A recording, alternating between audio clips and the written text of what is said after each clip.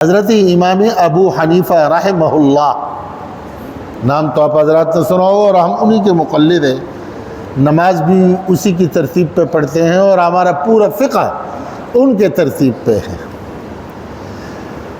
وہ پڑھا رہے طلباء کو، فقہ علماء کو سمجھا رہے ہیں، اس کام میں مصروف ہے، اور اتنے میں دیکھا کہ ان کا ایک شاگرد ہے جس کا نام تھا محمد، اور بعد میں وہ امام محمد بنا جنہوں نے فقہ کی کتابیں لکھی۔ تو یہ مالدار بھی تھا اور انتہائی خوبصورت نوجوان تھا۔ اب جب یہ امام صاحب کے پاس پہنچے تو آپ نے ان کو بلا کے پوچھا، بیٹا کیسے آنا ہوا؟ تو عرض کرنے لگے کہ حضرت میں آیا ہوں پڑھنے کے لیے۔ تو حضرت کا خیال یہ تھا کہ یہ واپس چلے جائے، تھوڑا سا بڑا ہو جائے، آ جائے تو زیادہ بہتر ہے، لیکن اس ترتیب پہ اس کو بھیجوں کہ علم کے ساتھ بھی وابستہ رہے، جذبہ و احساس بھی اس کا نہ ٹوٹے، اور جذبہ اور آگے بڑھے، اور یہ علم سے وابستہ بھی رہے، تو کوئی ایسی ترتیب اختیار کر لوں کہ یہ اس کے اوپر چلے۔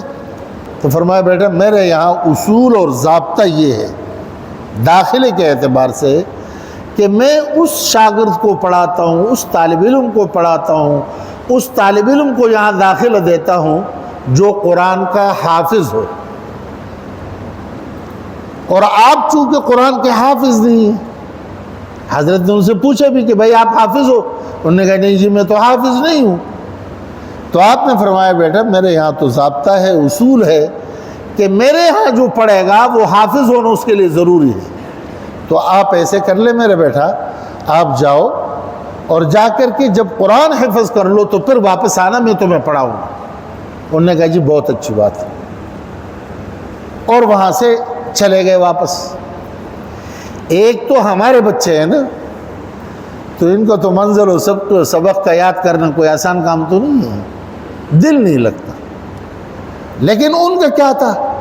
اب جب استاد جی نے بتلایا کہ بیٹا قرآن حفظ کرنے کے بعد میں نہیں پڑھاتا، انہوں نے کہا جی بہت اچھی بات ہے، میں جاتا ہوں قرآن حفظ کر کے واپس آؤں گا۔ چلے گئے، ایک ہفتے کے بعد دیکھے امام محمد رحمۃ اللہ علیہ پھر آ گئے۔ تو حضرت امام صاحب رحمۃ اللہ علیہ نے ان کو بلایا، اور بلا کر کے فرمانے لگے کہ بیٹا آپ کو تو میں نے کہا تھا کہ جا کے قرآن حفظ کر لو، اور حفظ کرنے کے بعد تم آؤ گے تو میں تمہیں پڑھاؤں گا، آپ تو آج پھر آ گئے ہو، کیسے آنا ہوا؟ انہوں نے کہا استاد جی میں نے قرآن مکمل حفظ کر لیا۔ سبحان اللہ کہہ دو گے تو کوئی بری بات تو نہیں ہے نا؟ کہنے لگے جی میں نے پورا قرآن حفظ کر لیا۔ تو ایک ہفتے میں قرآن یاد کیا۔